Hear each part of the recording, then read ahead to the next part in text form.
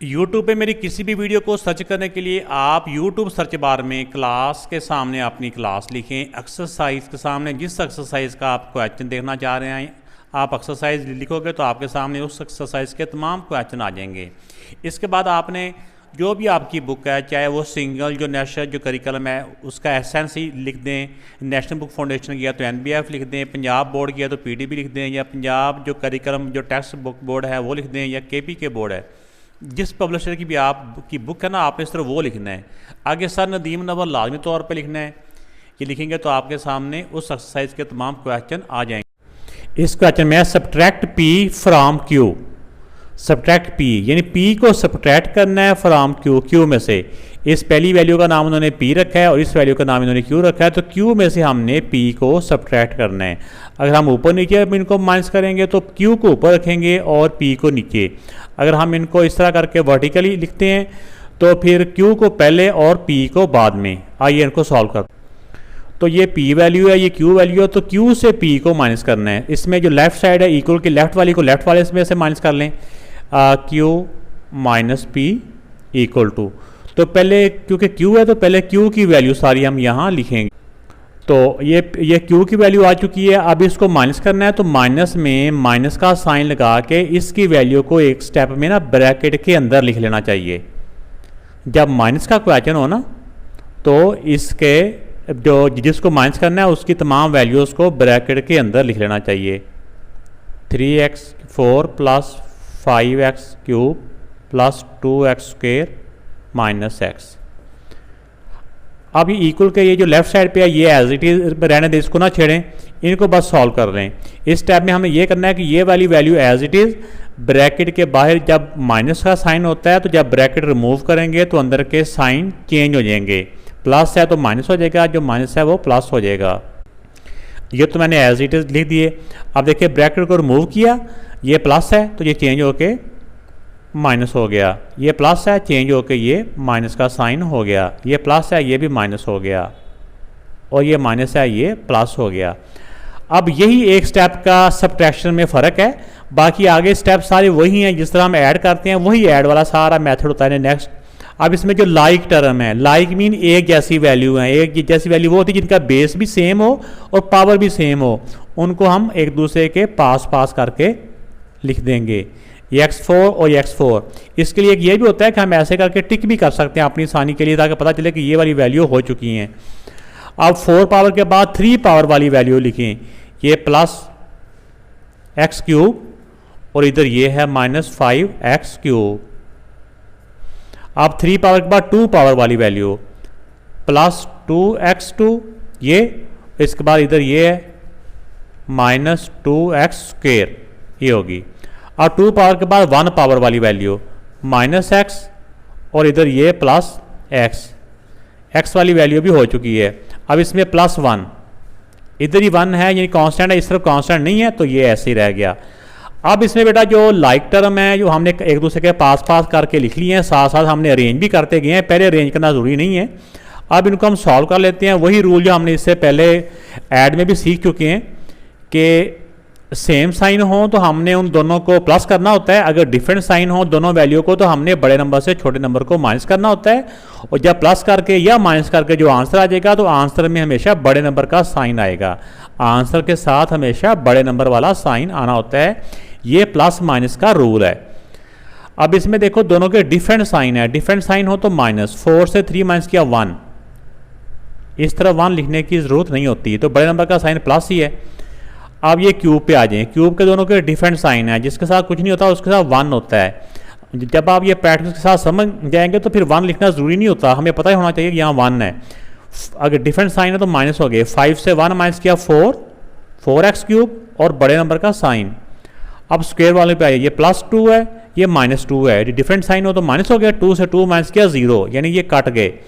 इस तरह ये प्लस x है ये माइनस x है, दोनों इक्वल ही है ना, 1 से 1 माइनस किया ये भी 0 हो गए और ये प्लस 1 अकेला था, ये एज इट इज़ आ गया। अब इसमें भी P को सब्ट्रैक्ट करना है Q में से। ये सारी एक्सप्रेशन का नाम P है और ये सारी एक्सप्रेशन Q है, तो Q में से P को सब्ट्रैक्ट करना है, यानी सब्ट्रैक्ट P फ्रॉम Q। तो पहले q है तो पहले q की वैल्यू आ जाएगी और फिर p की वैल्यू आ जाएगी और दरमियान में इनके माइनस का साइन आ जाएगा, यानी ऐसे करके आ जाएगा। पहले ऐसे करके q की वैल्यू आ जाएगी, फिर इसी तरह p की वैल्यू आ जाएगी और दरमियान में ये नेगेटिव का साइन आ जाएगा। तो ये q की वैल्यू सारी आ गई, ये माइनस क्योंकि हमने इनको माइनस करना है, फिर ये p की वैल्यू यहाँ पे आ गई। अगले स्टेप में हमने ब्रैकेट को रिमूव करना है। तो पहली ब्रैकेट के बाहर तो क्योंकि प्लस होता है इसलिए इसके साइन चेंज नहीं होते, और इस ब्रैकेट के बाहर क्योंकि हम नेगेटिव का साइन होता है तो जब ब्रैकेट को रिमूव करते हैं तो अंदर के साइन चेंज हो जाते हैं। ये भी नेगेटिव हो जाएगा, ये पॉजिटिव हो जाएगा और ये पॉजिटिव साइन हो जाएगा। अब यहाँ पे आके हमने इनको अरेंज कर लेना है।